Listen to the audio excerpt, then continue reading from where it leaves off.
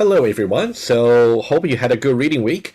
And this is session number 1 for your lecture number 3 about equals method, and also some JUnit tests assertions related to equals. It's definitely going to be applicable to your current lab, which I'll discuss a little bit. Let's now go as usual. So let me now go over some announcement, and then we have a small number of questions on the Google Doc, and I'll take any question you might have on the fly. So let's now go over that. Your lecture number 6 about aggregation and compositions is being released since Monday. Okay, it was released on time, and this one here, especially the topic about copy constructor and also composition. Okay, so these two topics are directly relevant to your lab number 3, which I just released last night. And of course, you may not just want to go directly to copy constructor or composition, which is about the last part of your week number 6 lecture. You may want to watch also things beforehand in order to understand the context, because it's kind of scaffolded for the progression. Okay, for your lab number 3, which I just released, you got about 13 days to actually look at that. I adjusted the deadline this time a little bit, taking some of the midterm survey suggestions. So I think that's okay. So rather than having the due dates to be on a Friday, since we got a written test on that Friday due dates, I think I just moved. Give you just one more weekend. Just give you more time to actually wrap up the lab and also make submission on Monday. But the due time will still be 2 p.m. Okay, EST. And it's going to be a Monday, right? You can definitely refer to your lab number 3 instruction for detail. And one thing to note, yesterday the E-class was delivering the announcement very slowly. I haven't even received the E-class announcement I sent out last night, so maybe just got lost. However, I send you an email directly to your mailbox by your preferred email, just about if you want to look at lab number 3. Let me just show you again in case you have it. Okay. If you simply go to E-class, hopefully it's not down. I really hope. Let's take a look. Okay, it's good. All right, if you go to E-class and go to 2030, BNE, and if you go under the announcement over here, course announcement, you will see lab 3 released. Okay, so this is the part about the release information about lab number 3. Okay, you will see the policies, their deadline, about the little change as usual. That's something you want to refer to before you actually look at the lab 3. The format for lab 3 is exactly the same as lab 1 and lab 2. So we just have JUnit test cases for you to work on your implementation in the model package. Okay, the same formats. So there should be no surprise. And for your lab number 3, this time you're going to use 2 concepts specifically. Okay, let me just mention that. So for your lab number 3, you're going to use equals method, which will be the discussion for this week in the Q&A. So today, I'm pretty sure I can finish the Google Doc questions related to the equals method. And then if you got any additional follow-up question to equals, you're also welcome to ask. That's what we will do. And your lab number 3 also requires, like what I said, number 2 is the copy constructor and composition. So these 2 topics will be practiced in your lab number 3. Okay, and according to the calendar, your written test number 2 will be coming soon.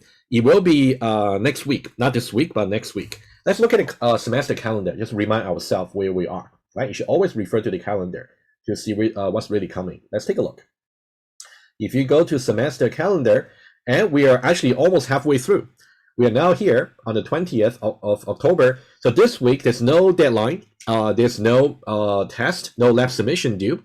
But for starting from next week, you will have things due. So you really want to plan your time carefully. So next week, Thursday and Friday, you will have your written test number 2.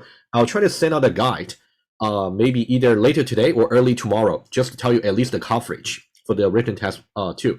I'll try to make available some practice question for you. But I think I might try to design the test and release the practice question at the same time. So that'll be a little bit more accurate about what you can really expect. I'll try to do that, but I'll mention the exact day. I'll make a practice question available in the guide. Okay, I'll be in touch with you about this. Okay, so that's about the announcement. Do you guys have any questions related to the administrative issues about this course? We'll get to the technical content in a moment. Any things you want to ask about the course in general? Anyone? Okay, hearing none. Let's now move on to the equals method. I got 4 questions on the Google Doc, and I just created some extra practice to do together with you. So we're gonna go over 5 different points today. And then after that, if you got any further questions, you're more than welcome to ask. One question here: when will the programming test result come out? I will try to make it available within 2 weeks after your reading week, because we have submissions which require our manual attention. So the TAs will need to look into some submissions because they may have compilation error, or maybe their submitted files are missing, or maybe their submitted structure is not correct. So there will be something we're going to look into. We'll try to make it available, hopefully within 2 weeks after the reading week. We'll try to. Okay. Okay, is the marking of labs based off how many pass? Yes. So you will be we will be running grading tests on your lab submission, and also programming test submission. And whatever you're given as a starter test will be part of the grading test. There will be some additional ones as well. So that's clearly set out in the guide and also in the manual. So we're just doing what we said we'll do. Okay, any other questions? Anyone? The lab mark are not available just yet. I think we're still working on that. Yeah, I'm still coordinating with the TA to get it done. Yes. No part marks at all. Okay, let me see. Oh, you have a second part question. Is there any part marks given for attempting to make the methods work? I'm not sure what you meant by attempting to make the method work. We don't really analyze the logic of your method for this course. We don't do that. So I would say the way we mark you, as we said, would be just based on how many test cases you can pass. Because in some way, test cases really assess about the correctness of your method. But we don't really look into your code to see what you have written. Because even though you may have written some lines of code, but if it does not really generate what's being expected, then we don't really give part marks in that way, if that's what you're asking. Okay. Hopefully that's clear.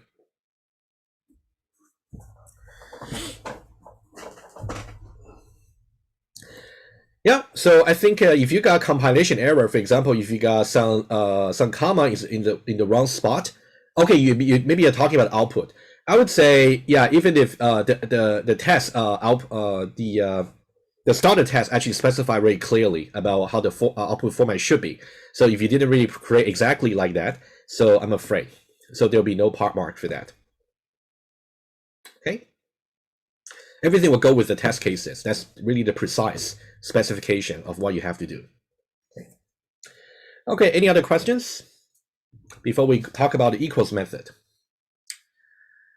Okay, if you got any other concern, you're welcome to ask me, but we can take it also during the office hour if you don't want to ask it during the Q&A. If you want some privacy, that's fine too. Okay, let's now move on to the Google Doc questions. I got 4 in total. They are mainly surrounded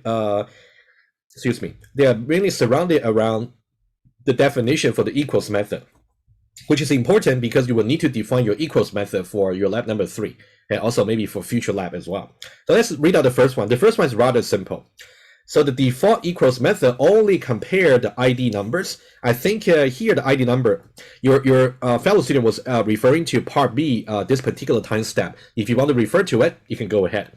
But I think here ID numbers really meant the object addresses. And this is something I kept emphasizing in that particular lecture, so the answer is yes. More precisely, you can look at the object class over here, right? So the default definition for the equals method is simply compare the context objects and also the OBJ, which is the arguments over here. So you only compare addresses. And so if the ID numbers match, means if they're the same, then that means true. Let's look at the example that we did. For example, let's say P1 and P2 over here. So you can see we got P1 and also we got P2, right? So P1 and P2. They are simply 2 different objects over here. So the addresses are different. And what's important for you to see is like this.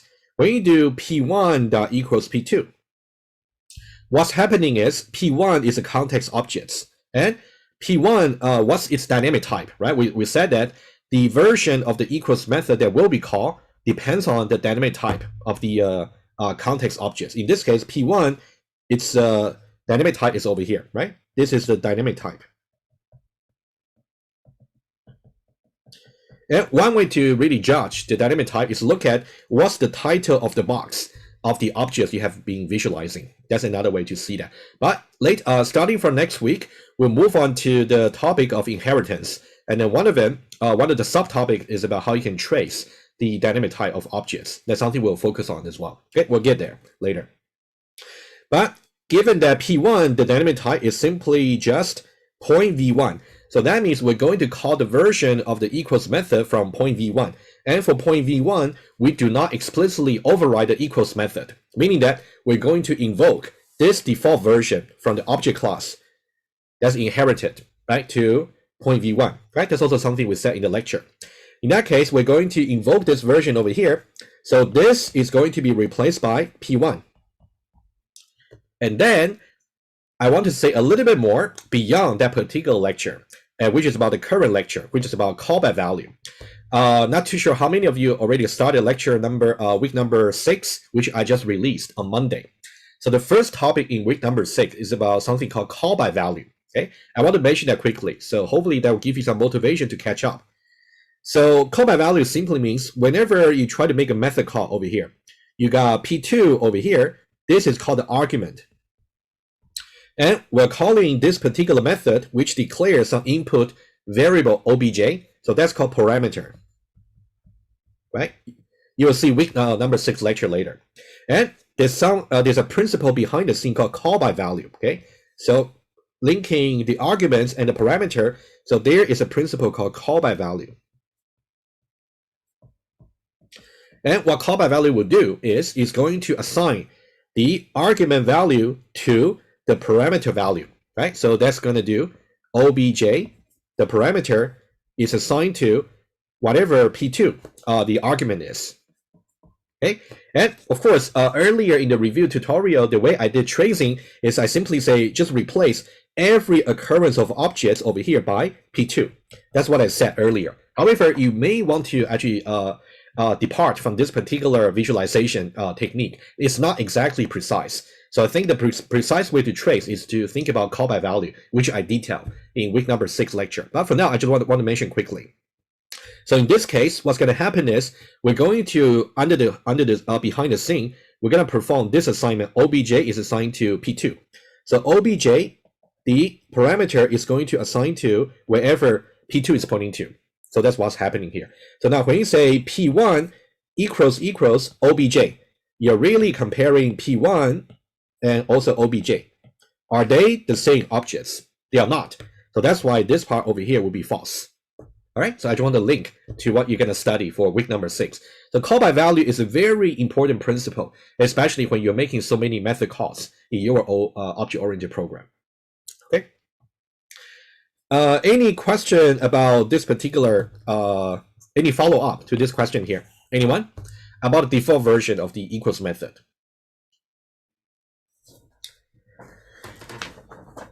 Okay, I'll wait for a moment in case you're still thinking about it.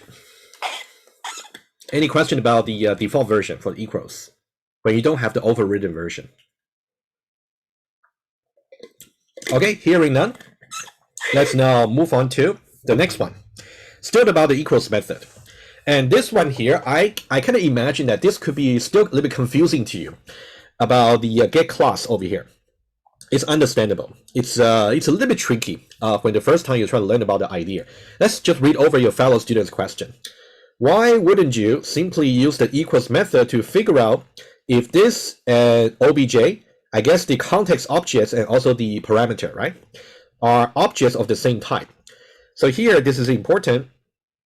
Objects of the same type. Okay. So I think your fellow student might be confused about why we are doing this line over here, right? That's important to note. Okay. I think what they really meant is dynamic type. And the truth of the matter is, as part of the equals method that we are trying to override, as part of it, we are trying to compare the dynamic type. Okay, that's what's happening. Okay, Wouldn't not equal to the explanation equal not equal to logical operator only show you if the objects are not of the same type, right? That's true. For this part here, I want to make notes over here. Let's talk about this line over here, and I'll give you some extra example just to show to you. Okay. For this one here, let me try to say this. You can see this part here tells you not equal to. Okay. Let's now write down some explanation over here. Okay. If this Boolean expression evaluates to true, I mean this Boolean expression not equal to, then this and obj do not have the same dynamic type. And I'll try to give you one more example about getClass, so hopefully that'll give you a better idea. Do not have the same dynamic type. And the consequence is they are not equal, or they cannot be equal. Because as I said in the lecture, you should only compare apple against apple. You should never try to compare apple against banana. If I say, are apple and banana equal, you should tell me right away they are not equal, because they're different objects. They're different types of objects. They cannot be equal. Okay, so that's why you can see for this particular expression here, if this is evaluated true, we simply return false, meaning that they cannot be equal.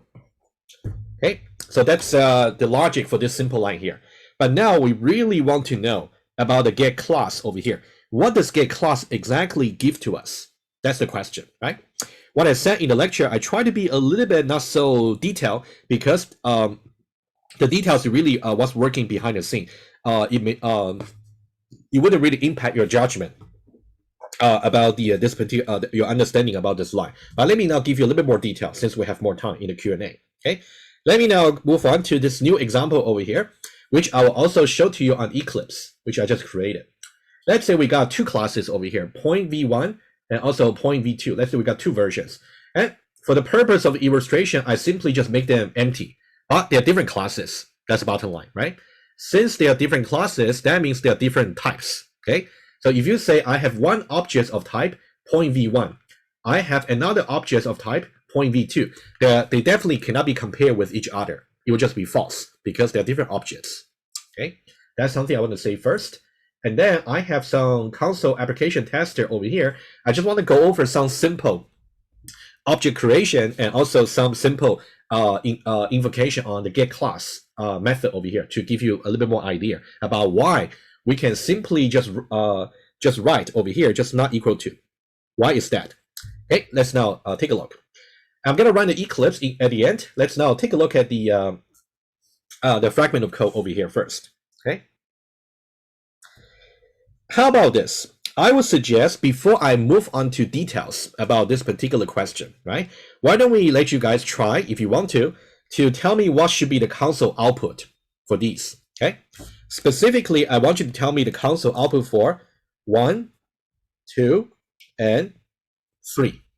Okay, let me guide you through, and then you can tell me the answer on the chat. P1 is a new point v1 object. P2 is a new point v2 object. P3 is just another point v2 objects, right? And then we are simply doing objects, being the static type, like a type for the objects, and then we assign P1 to it, P2 to it, and P3 to it, okay? And there's something more to say, which I want to link to call by value in just a moment. I'll do that, okay? But for now, I want you to think about, so these three is going to print out some information about the getClass return value. Let's not worry about it just for now. It's okay. But I want you to tell me 1, 2, and 3. If I try to compare obj1.getClass equals obj2.getClass, should that be true or false? And also for this one here, and also for this one over here, right? Why don't you guys think about these three lines and then tell me what you think the output should be before I go over in detail how to trace the code. 1, 2, and 3. I'll pause for maybe a minute or two, and let you think about the answer. You can type on the chat.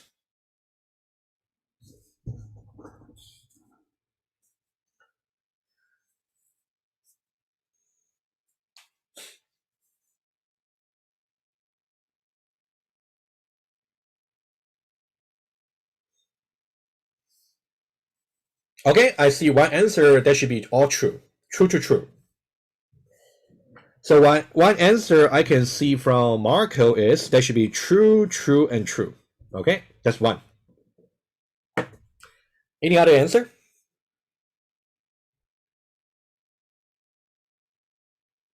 Okay, and agree with Marco. Awesome. Sure.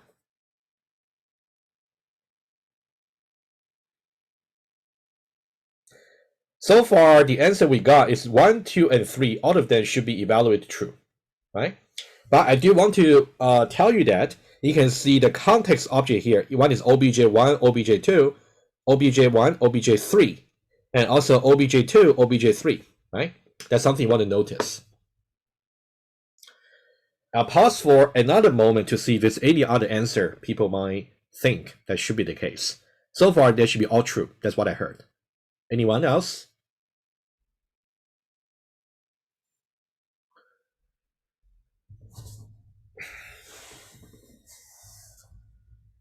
Anyone?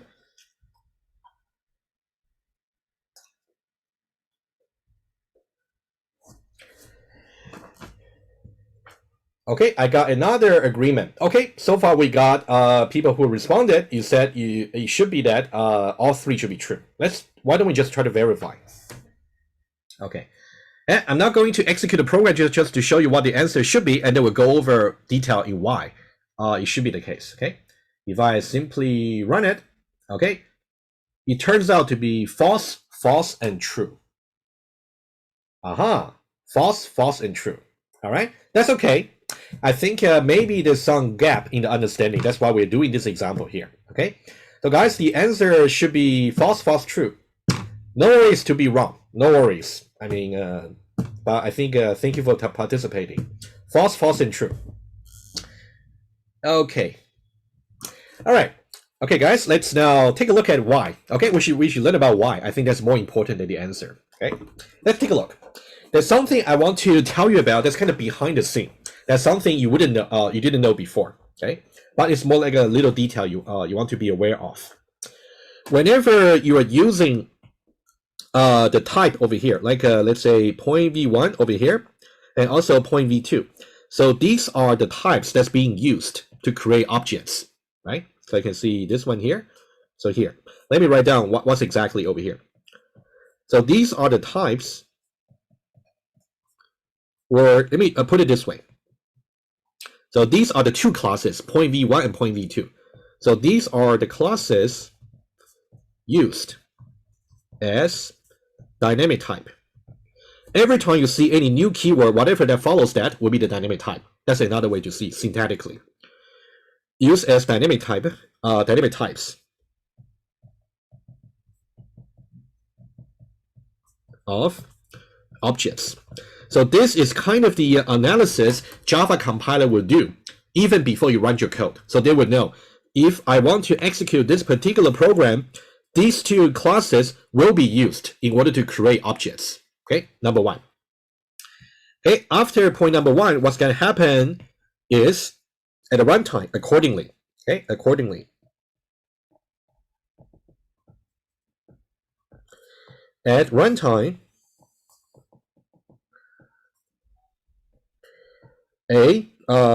each class used as a dynamic type will correspond to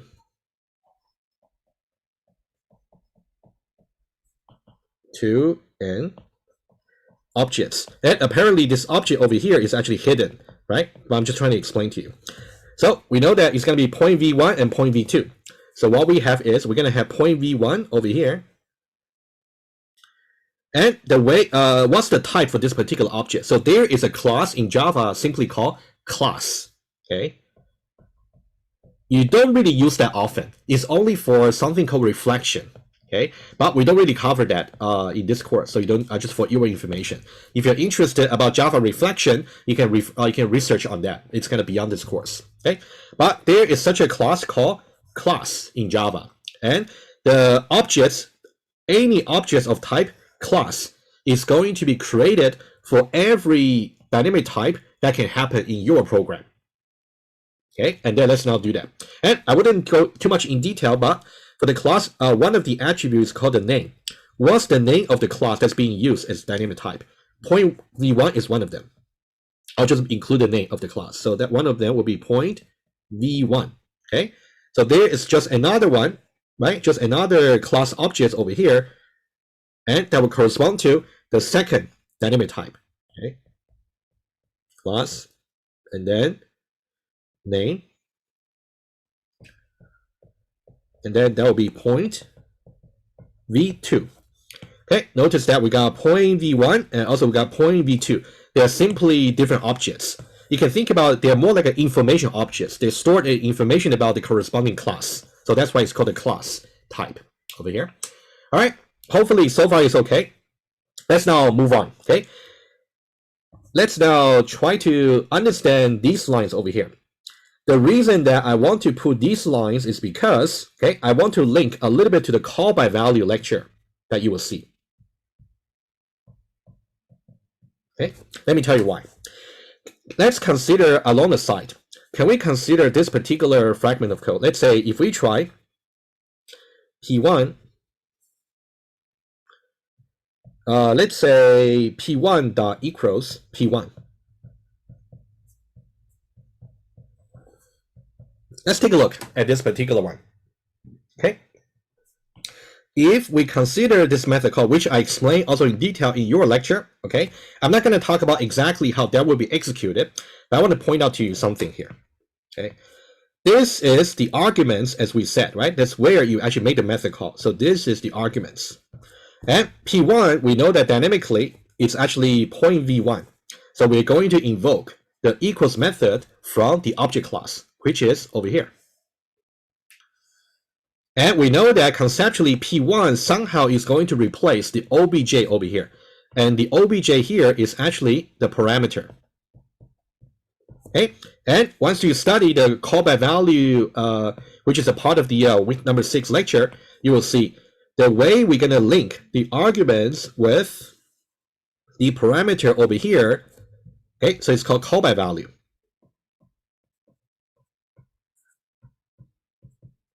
Okay, call by value, you can see this is the parameter. We simply declare that as objects. Objects, obj. And then it's going to be assigned to P1, which is the argument. So that's exactly the assignment that will be done by call by value.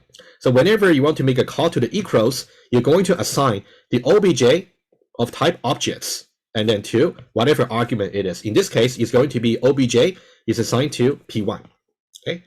Hopefully, so far, you're still fine, right? And why is that important? So I'm just trying to simulate exactly what's going to happen in if you try to invoke the equals method, right? So here, when I say objects obj1, obj2, obj3, I'm just trying to show you what if P1 was used as the argument value, and what if P2 is used as the argument value, what if P3 is used as the argument value, and etc. Right? Let me just make a note over here. So this example is pretty short, but I think it's really important for you to see what the intention is. Okay, so here you can think about we are trying to simulate call by value. Call by value, especially this is the argument side. And this part over here is the parameter side.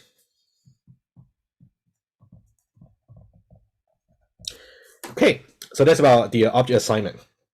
Let's now try to take a look, and we will actually create different objects. Let's say we create P1, P2, and P3, right? Why don't we do that quickly? So P1 will store the address of some point v1 objects. Okay, I will just put the point v1. Okay, point v1. And then P2 is going to store the address of some point v2 objects. So P2 will point to some objects over here of type point v2. Point v2.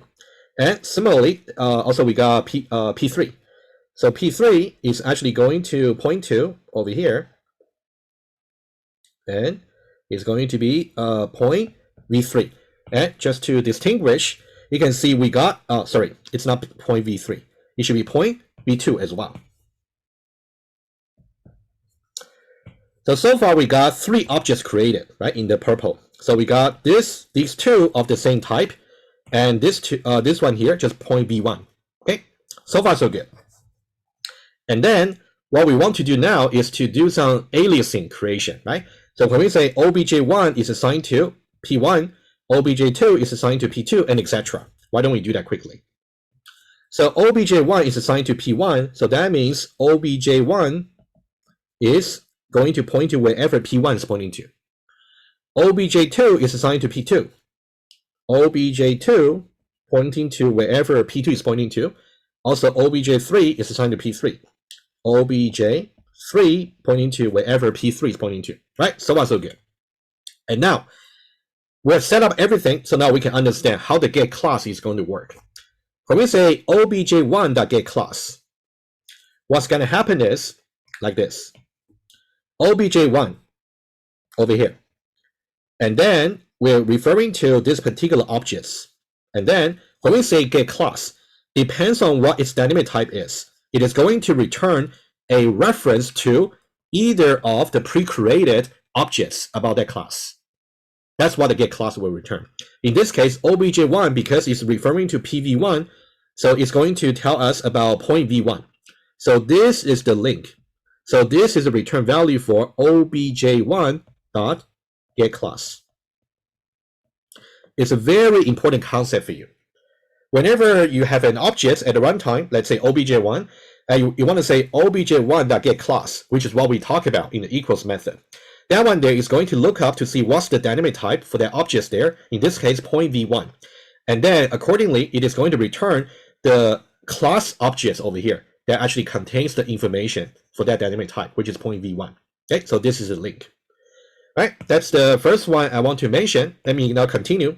So obj1.getClass, getClass is going to be this class information here. What about obj2? If I do this one here, let's say obj2.getClass, what's going to happen? obj2.getClass, apparently obj2 is here. What's its dynamic type? It's pv2. Point v2 is a different class, right? So that means it is going to point to this particular class object, which contains the information for point v2 over here, right? So this will be the return value for obj2.getClass. Okay, that's also important for you to see, right? obj2 pointing to here, so that means obj2.getClass is referring to this object here. Finally, the next one, the last one. What if we say obj3.getClass? obj3.getClass, obj3 is over here. Its dynamic type is pv2. So it should be contained over here. So that's why it will be aliased into the same objects. So for the information objects, we don't really duplicate for every individual objects. We just a single one. Okay. So this will be obj3.getClass. It's just going to return the information object for the same dynamic type. You can see pv2 and pv2 since they are the same. So that's why obj3 and obj2, when you invoke getClass, is going to return back to you the same reference for the same objects. Okay. All right. So once we have seen this, we will be able to answer the original question. Okay. It's really important for you to visualize this. Okay, like that. Let's now take a look at the original line. Okay, the first one, obj1.getClass and obj2.getClass. Two ways for you to answer that. obj1, obj2. Since the title of their visualization boxes are simply different, pv1 versus pv2, so they are different dynamic types. Okay, Another way, you can see obj1.getClass and also obj2.getClass. They refer to different information objects of different classes. So that's why they are different. So that's why the first one should be false. Okay, what about the second one? The second one over here, obj1.getClass versus obj3.getClass. Right? Let's see. obj1, obj3. We are talking about PV1 versus PV2. So they are different, right? Or alternatively, you can see obj1.getClass is referring to this objects for point v1. And also obj3.getClass is actually referring to this object here, which contains information for point v2. So they're different. So that's why that should also be false. Right? So hopefully you can see now why these two should be false. For completeness, let's take a look at the final one. obj.getClass, obj2.getClass, obj3.getClass. Let me just go to that diagram directly. obj2.getClass, obj3.getClass will contain the same information for that class. And alternatively, you can see for obj2 and also obj3, they're simply referring to PV2, both of them. So that's why it should be true. They are the same objects. Okay, so having this in mind, whenever you see this particular line in the equals method, so this is why if they are not equal to each other, so that means the information objects that return for their dynamic types are simply different, meaning that we're comparing not apple with apple or banana with banana. We're simply comparing entities of different types. In that case, it should just be false automatically. We just don't compare things which are different types.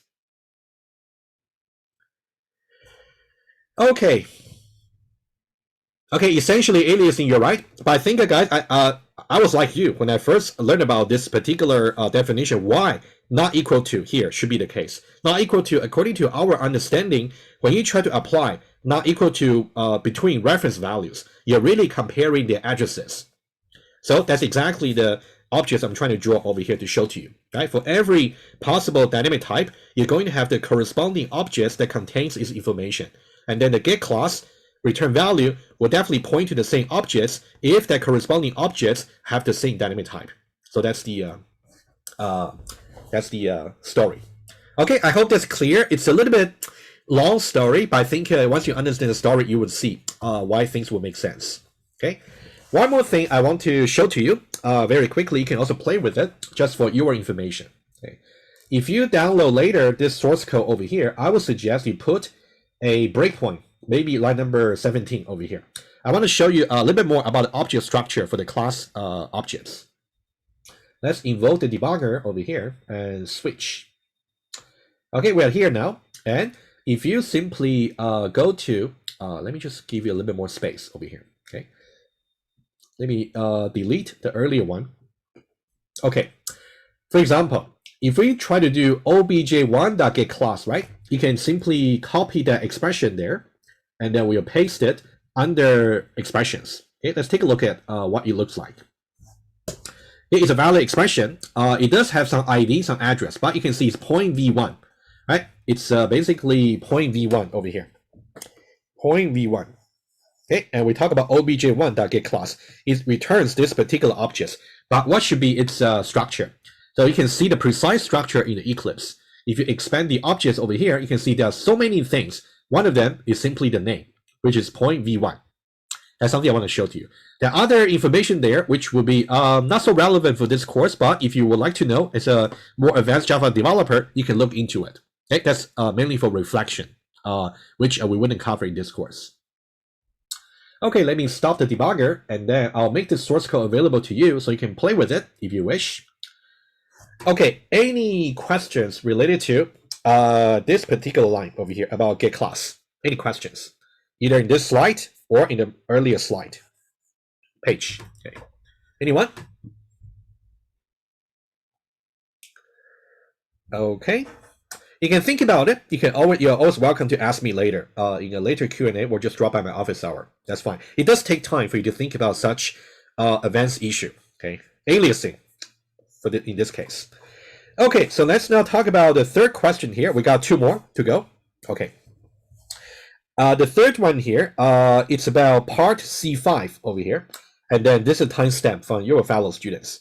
Basically, the question itself is about making these two arguments over here, right? Let me just review very quickly, and then I'll just reiterate the points that we discussed in the lecture, okay? Let's see here, we got two statements. We got A and B. A is when two objects are reference equal. Let's say, for example, in general, let's say we got obj1 and also obj2. Let's say these are the two variables that store the addresses of the same type of object, let's say, okay? So when we say two objects are reference equal simply means their addresses are equal. So we are talking about obj1 equals obj2. And we got another one. Two objects are contents equal. Contents equal is really subject to some customization for your definition. For example, for your lab number 3, you will have the equals method to define to make the test pass. Okay, so obj1 dot equals obj2. That's what we meant, right? Both of them are Boolean expression. Specifically, this equals over here will be the customized version.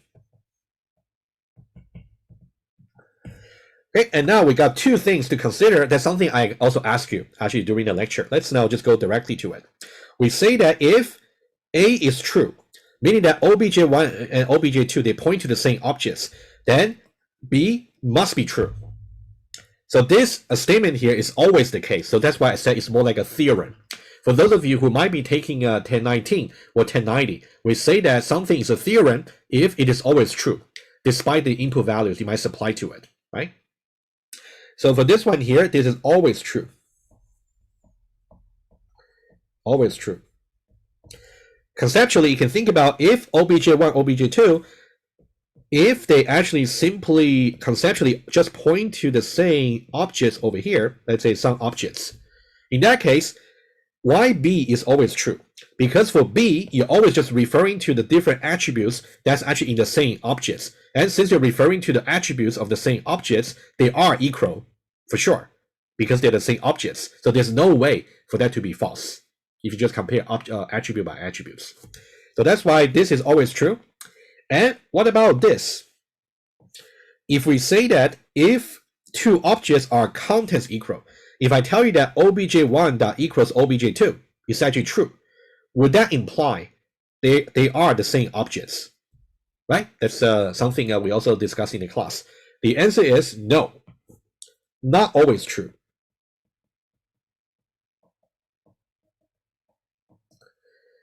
And whenever logically, if you want to prove that something is not a theorem or something is not always true, you have to supply the so-called counter example.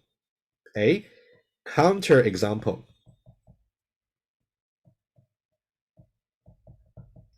shows that two content equal. Two content equal objects may have different addresses. Different addresses.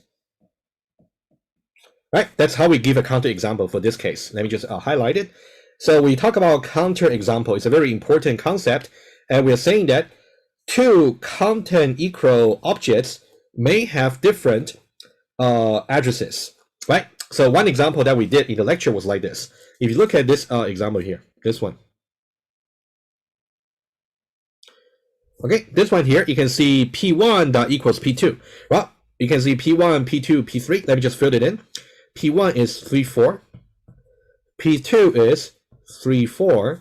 And P3 is actually 4, 5. Right? So now let's try with statement B. Content equal.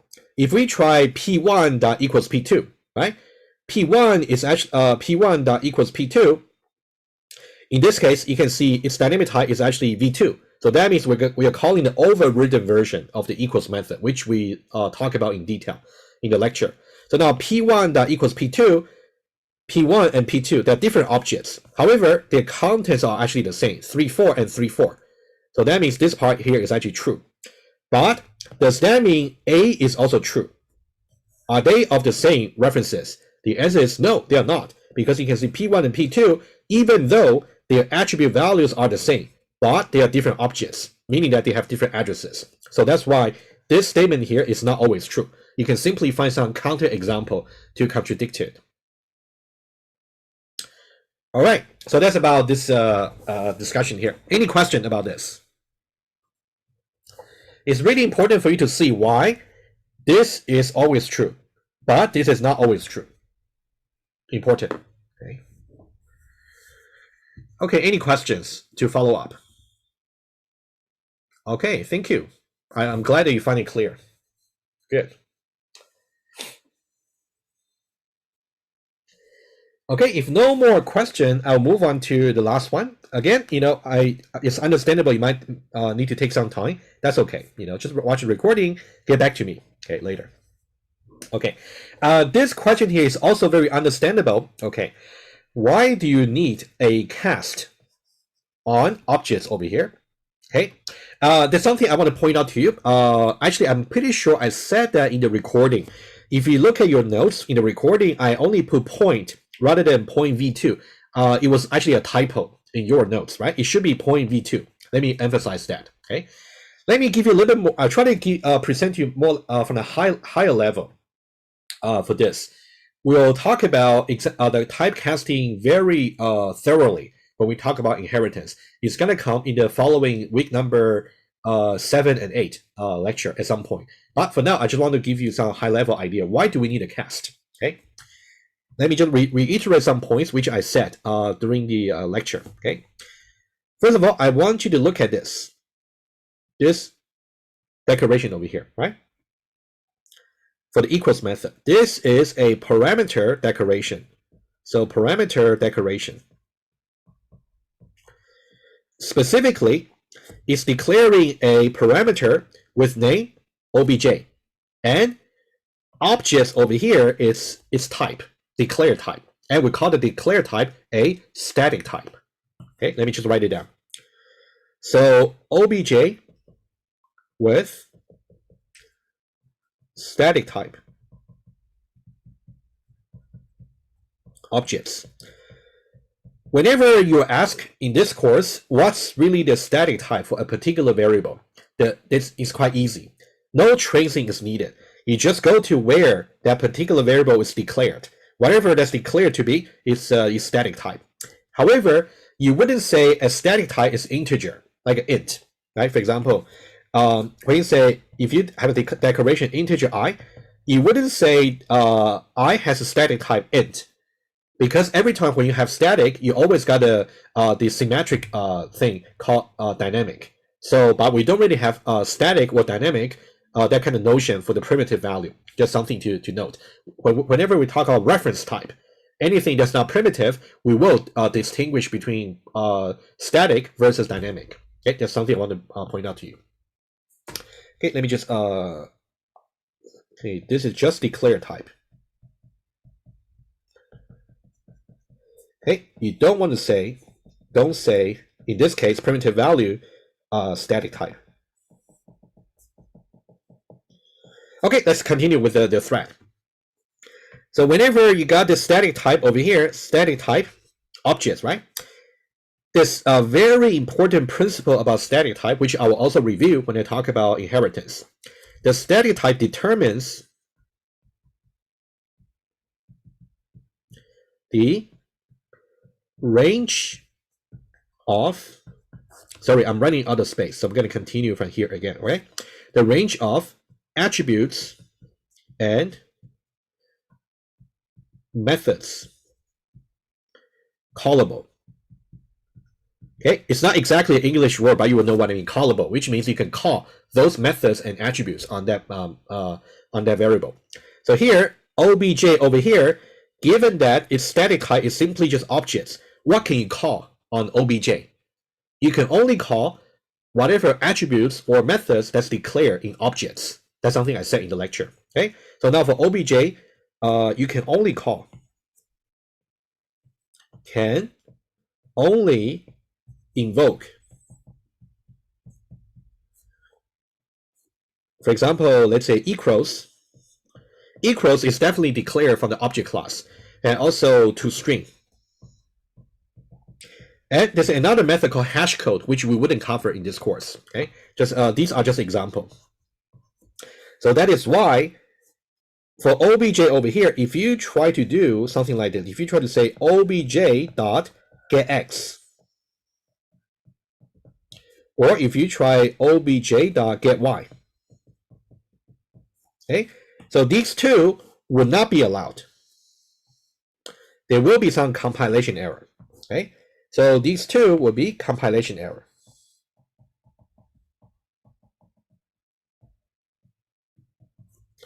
Okay, so let's follow up the story a little bit more. Remember this line that we just explained, right? This line will be if this Boolean expression about checking the dynamic types for this and obj. If this happens to be true, that means we would have returned false. If it did not return false and you reach this line, reaching this line, we know that obj and this dynamically they're of the same type. Okay, that's also something we said in the lecture. Okay, so here reaching this line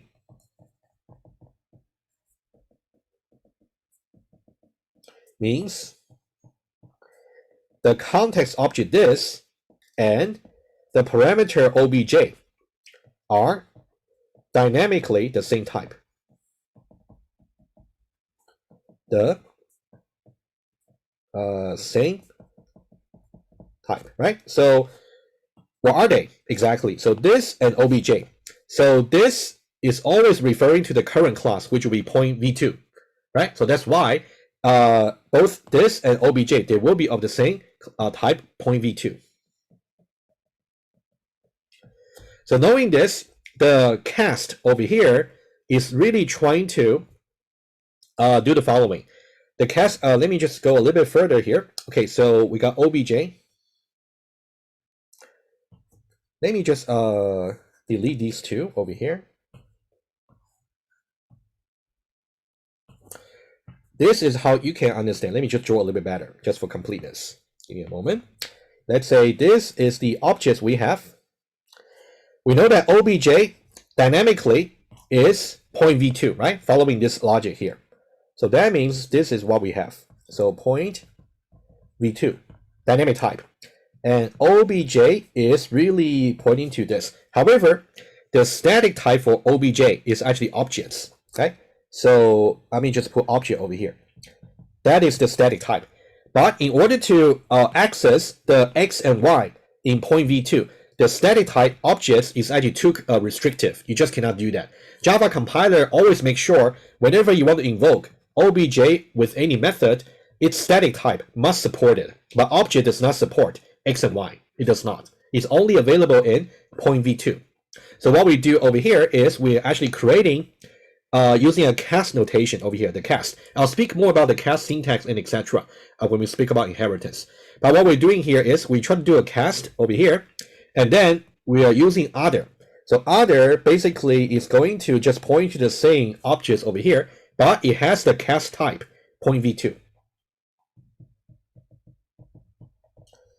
So other is just an alias of the same objects, but its static type is simply point v2, which corresponds to the cast type over here. And now, what can we do for other? We can definitely say other.x and other.y. So that will compile. Okay, so other.x,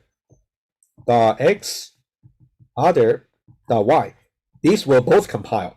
Whereas if you try to do obj.x and obj.y, they simply wouldn't compile. So that's why the cast is so important. Okay. All right.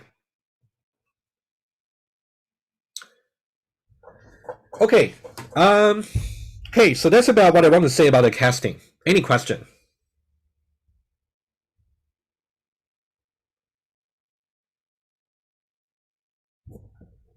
Oh, we're talking about some spelling over here, right? Sure. Should be returned. Okay, any other question about this? I think as far as now is concerned about the casting and also dynamic type, as long as you can understand the example I talk about and the points, you'll be okay. I'll give you a more detailed explanation when we get to the inheritance.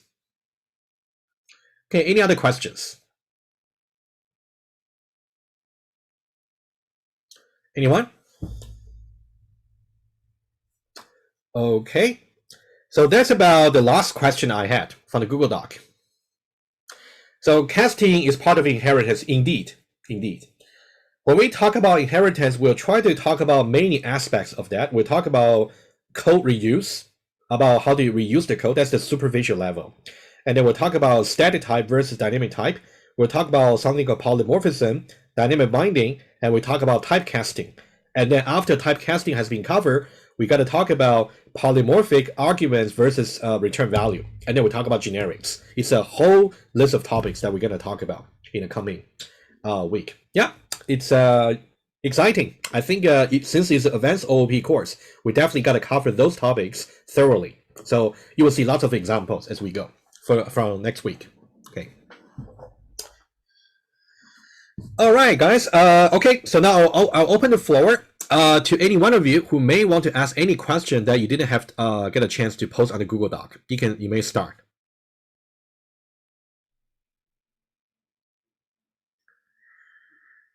I remember Michael was actually here before the session, and he said he got some questions, but he's not here anymore. But that's okay. But guys, do you have any more questions? Anyone?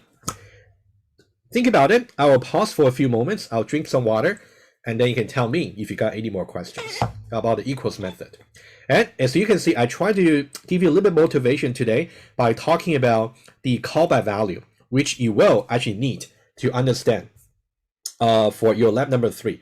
So the callback value over here specifically, right? I'm trying to link what you learned about from last week and also this week, callback value. So you may want to just catch up with the lecture, which I released on Monday, right? Try not to procrastinate too much. Not very good for your learning.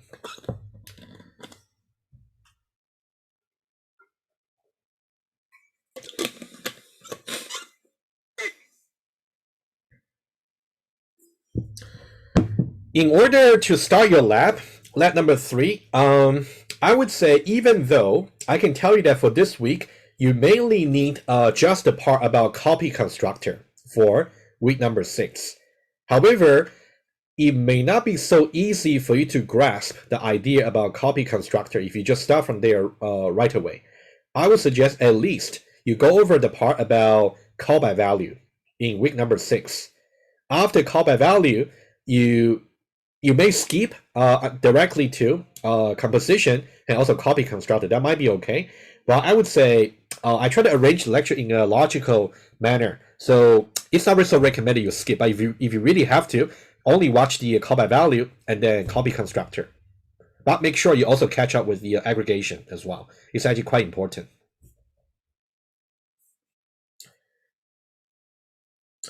Good. Any other questions? Yeah, we still got about half an hour, but that's okay. I think we can let you go earlier, but you definitely, if you got other questions, I still have my office hour today, 3 to 4.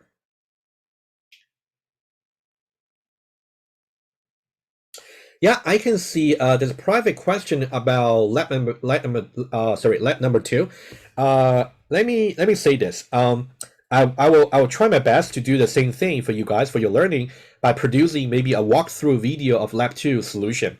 I'll try to make it happen either hopefully by the end of this Friday or maybe by early Monday next week, so you can actually take some time to go over your lab 2 solution before your programming test 2 will come sometime later. I'll try to do that. But if there's a particular method you would like me to talk about, maybe just drop by my office hour. We can talk about that lab 2. How about that?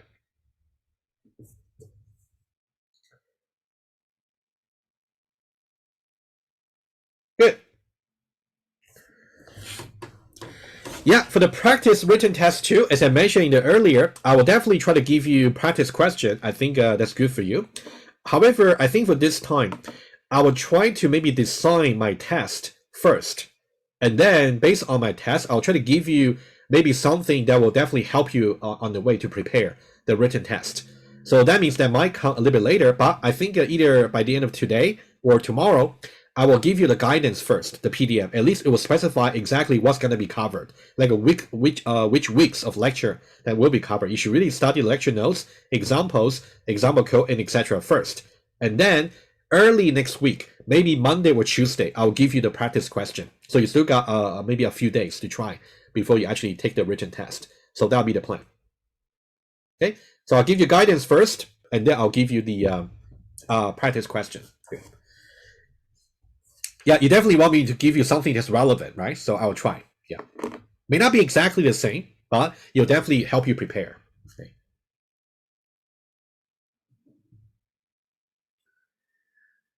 Okay, I can see one of you said you missed the programming test. And I think what I meant was maybe you can drop by my office hour so we can talk about your situation, because that's kind of private. Why don't we talk about it during my office hour? Just drop by and then we'll speak about how we go from there. Good. Guys, any more questions?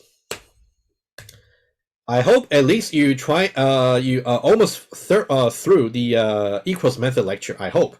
Equals method is not that difficult, but at the same time, it's not that trivial. So I think that there are also J-unit assertion methods that will also depend on the equals method. Okay. I have a question from Michael. Go ahead.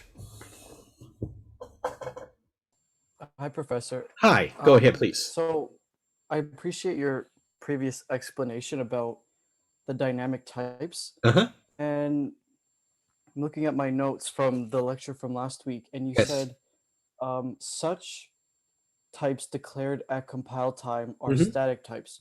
Correct. I'm still confused about the distinction between dynamic and static types. Okay. Okay. So Michael, I think let me try to. I definitely want to address to some extent for your question since you asked me. I can try to give you one example that may not be so exciting, but at least to show you how things might work at the runtime and also compile time. But I think it will be much clearer starting from next week, starting from the next 2 weeks. Let me just do something here. Okay. So your question really starting. Sorry, starting from the next week, we're going to talk about this more, and it'll be much clearer, right? It'll be much clearer. Yes. Oh, okay. Sorry. But I wouldn't mind just to give you a little bit more information today, since you asked me. It would only take me a few minutes to explain. Oh, okay. Why don't we do this one first? But that one, I can guarantee there'll be a much better example later. But at this point, I think I don't want to say that much, which will take 1 hour. You don't want me to do that. Okay. Okay. Let me just say this. Okay. So Michael's question really was about static versus dynamic type. Okay, static versus dynamic type. So far, I would say for your OOP that you have to write, you didn't really have such confusion because your static type and dynamic type are always the same so far. Okay, let me give you one example. Let's talk about your how about your lab number 1. Okay, let's say I think one of the classes is called account, right? Let's say account. When we say account, let's say ACC is assigned to new account. Of course, there might be some parameter which let's not worry about. There might be some argument value. Okay, so now you might be wondering, as a beginner, I think it's very valid concern. Why do we have to mention account twice over here? So there is a reason. The way I got around it in the so far was to say this is so-called a type of ACC, which tells you the kind of object address you will store in ACC at the runtime. And then this one simply tells you that you got to invoke certain constructor, right? That's what I said so far. It's actually not wrong, but it's not exactly complete. So let me try to discuss the same line from a different angle. So whatever type you declare the variable to be is called a static type. And whatever type you actually refer to over here after the new keyword, so that means dynamically you're trying to create some new objects. Okay, so this is called dynamic type.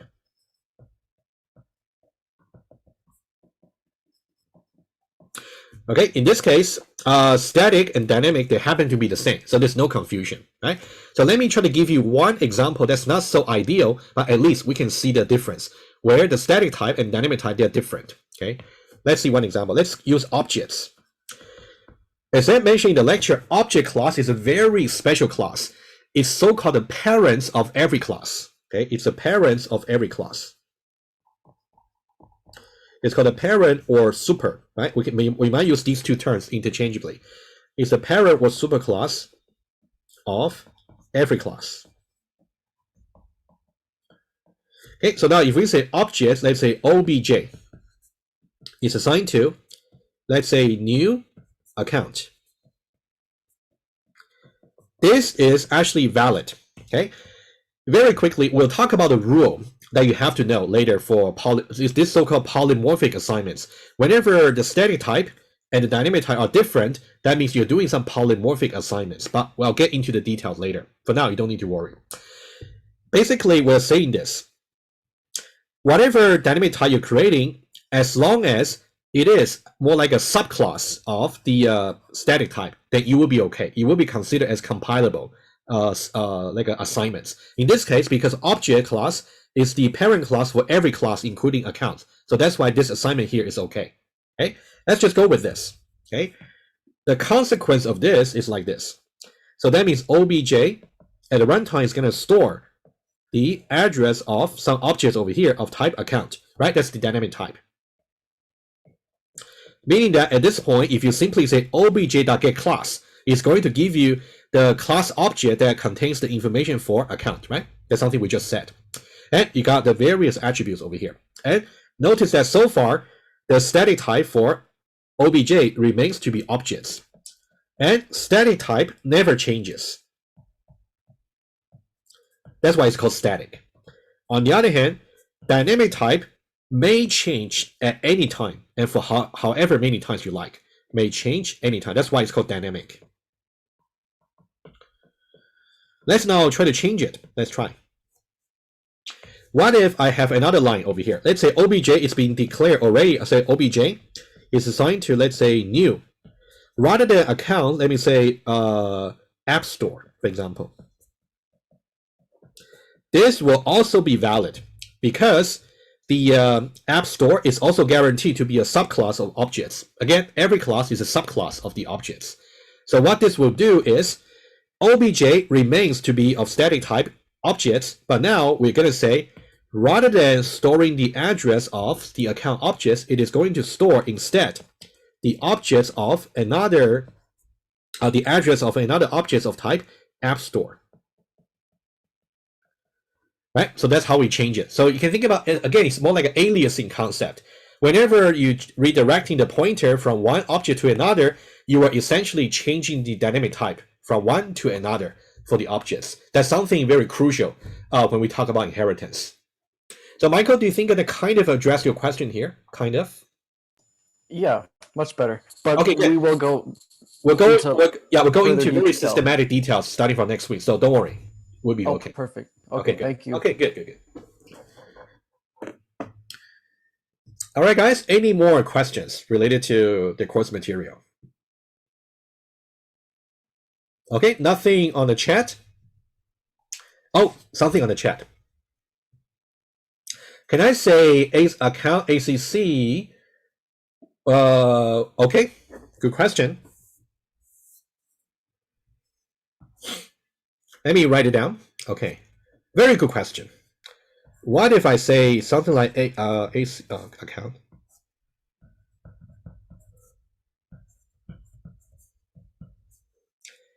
This is very crucial question, but I'll just tell you whether or not it will be compilable or not, but we need to go into the details about why it will be the case. Okay, number one, does not compile.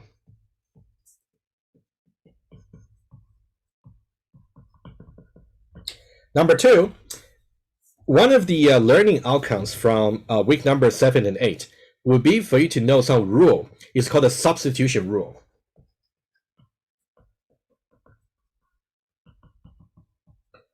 Which you don't have to worry for that. For now, I will talk about it when we go to the lecture.